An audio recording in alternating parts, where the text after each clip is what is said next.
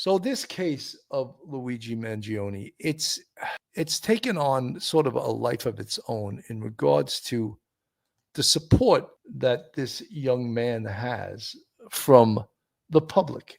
And the support meaning that many people take this as legitimately a cause celeb, that he killed this evil individual, the CEO of United Healthcare, a company that, according to public records, has denied many people healthcare claims. And many people, many families have alleged that loved ones have died because of decisions made by United Healthcare in not allowing their claims to go through and not allowing them to receive the treatment that they needed to stay alive. So this call for the death penalty by the Attorney General Pam Bondi is news from yesterday, Tuesday. This is from CBS Morning News.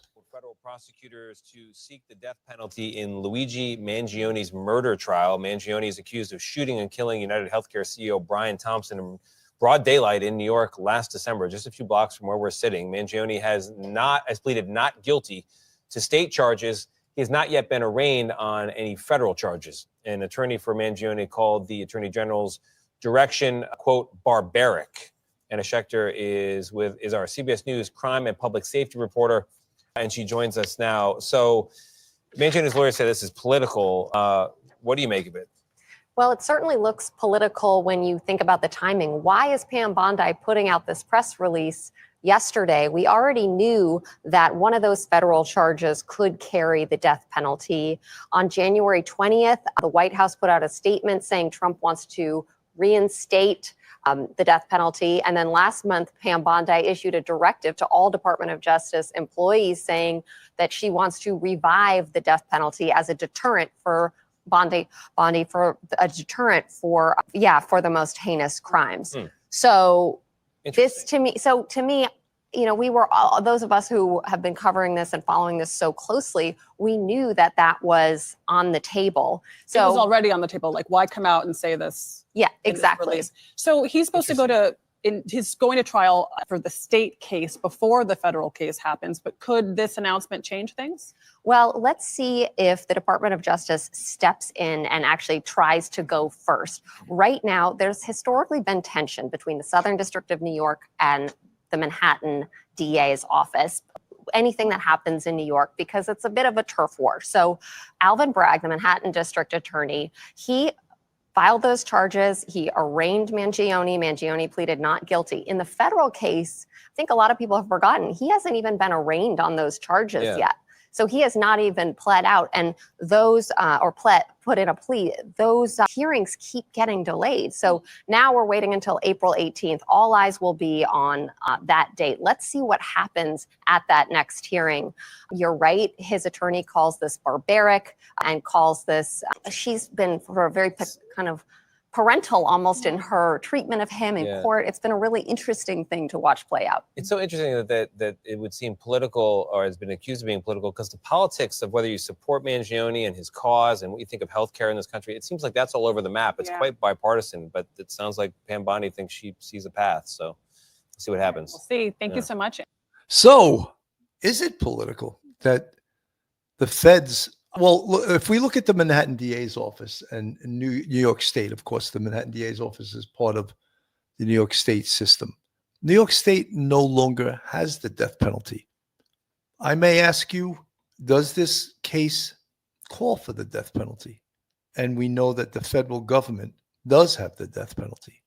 So is the death penalty, let me rephrase it, is the federal government just going to jump in because of the politics involved in this, because it's a high-profile case, because they're looking to reinstitute the death penalty on a national level for this man, this, I believe, 26-year-old man, Luigi Mangione, college graduate, Ivy League school from a wealthy family. Is that what they intend to do?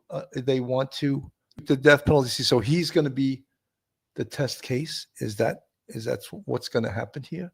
I think it does smell of politics. You know, And I think that going for it in this case is Luigi Mangione, the very worst person that has committed a murder in Manhattan? Absolutely not. But again, the Manhattan DA's office cannot go for the death penalty because there is no death penalty on the state level.